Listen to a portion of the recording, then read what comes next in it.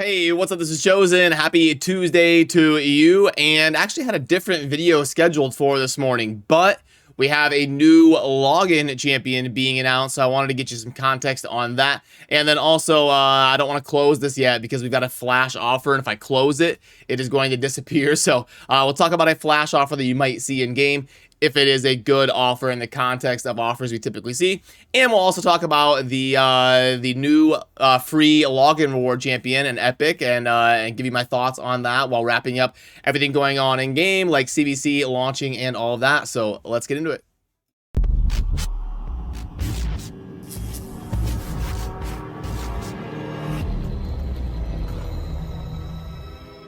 Alrighty, so first of all, right out the gate, let's pull this up and talk about it. I have got this plugged in. Now, you can see that it grades out as 1529, so mostly comparable to equal value in terms of what we would see in game. So it's not an amazing offer. It's a decent offer for high spenders. For the more diligent budget spenders, this would probably be a pass from my recommendation.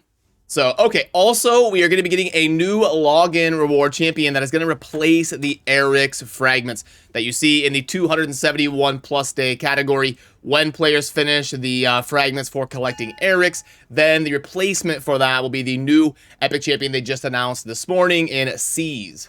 And it looks like Seize is not quite appearing in the index yet, but will be in the Ogre and Tribes.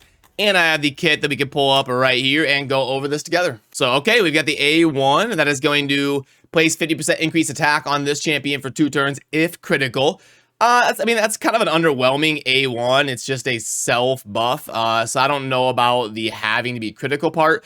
If he's a damage dealer anyway, it's not going to be a big deal. So, since he is an attack champion, it shouldn't matter. But the A2, a triple hitter, one of them, you fill this champion's turn meter by 10% for each crit. So again, they're going to try to synergize that, and then also place Perfect Veil on the champion. So 2 different self buffs. That can be a 3-turn cooldown, but it is a single target. Then we've got an AoE kind of nuke ability, also a 3-turn cooldown. Place increased crit damage on this champion for 2 turns before attacking, and then heal the champion by 5% of their max HP on each critical hit. So could get like 20-25% heal based on the content that you're in, and that is actually guaranteed for every crit. It's not based on like damage dealt, it's just max HP. And then we've got a passive here of steals 15% of the turn meter from the enemy with the highest turn meter at the end of this champion's turn, which cannot be resisted. That's really important actually, because nothing else in this kit takes accuracy. So if this would have needed accuracy, that would have been a fat rip. That would have been unfortunate, because then all of a sudden you have to build him with high accuracy just to get value out of this passive. So that's really cool that it can't be resisted. And it's not even just remove or lower, it's steal 15%. That's really, really good. If you build this guy in like super high speed as a damage dealer and crank out a lot of turns and constantly be stealing that turn meter, that could be a lot of fun. I'm gonna guess, unfortunately with some of this stuff, we don't see the base stats. So I don't know the multipliers, the base attack, or how squishy he is. I'm gonna guess he's probably decently squishy, but hits decently hard, and that the base speed is probably gonna be a little bit low. It's probably gonna be like a 94 or something, if I had to guess on the stats. And I really wish someday they'll just put the base stats down there on the bottom right or something so we can see what we're working with. But honestly, in terms of my grade for this champion, this could adjust a lot, but I'd go like a B plus, and probably 75% of that or so is because of the passive. Without that, he'd be like a C tier, just kind of like a meh epic. But that passive is super cool. Could be a lot of fun for different areas of the game, especially for some of those early game or mid game accounts. But the unfortunate thing is, you kind of get this guy so late as a login reward that by the time you get him, you're not going to be getting him on a lot of those early game accounts. So actually, because of that, I'll probably lower it to a B. If you could get him a little bit earlier, he'd probably be a B plus. But other than that, he's just kind of a niche, decent champion based on when you get him. But because of that passive, definitely not like a trash cannon. He's not like an F tier or anything like that. I could see some uses for him. And while we're here, we can talk about some of the other stuff going on in game. But also, by the way, head on over to the community tab of the channel. I'll put up a poll for the login champion where you can make your voices heard and vote on how you feel and all of that stuff, and then keep track of how other viewers are considering that champion. And we may follow up on that a little bit once we get a little bit more polling. I talk to a bunch of other people in the community and hear what a bunch of different viewers think and stuff like that. I'll keep you in the loop. But remember that we do in a couple days have the other fragment event that's going to be starting for the new Epic. That could be really fun. I was chatting with YST in a video coming out later today or tomorrow about how some people are thinking, well, he is at least, that we may be getting a Hydra that is based around stuns. So, because they're releasing some champions that like Rorik and this champion that kind of work around that. So it could be a good opportunity to make sure we go after the fragments for the champion for most of you out there. Even though it doesn't seem like the best champion in the world, there is some cool mechanics here for Hoskaril. So definitely remember that we're going to be having some of those events starting soon, and keep an eye on getting ready to do that.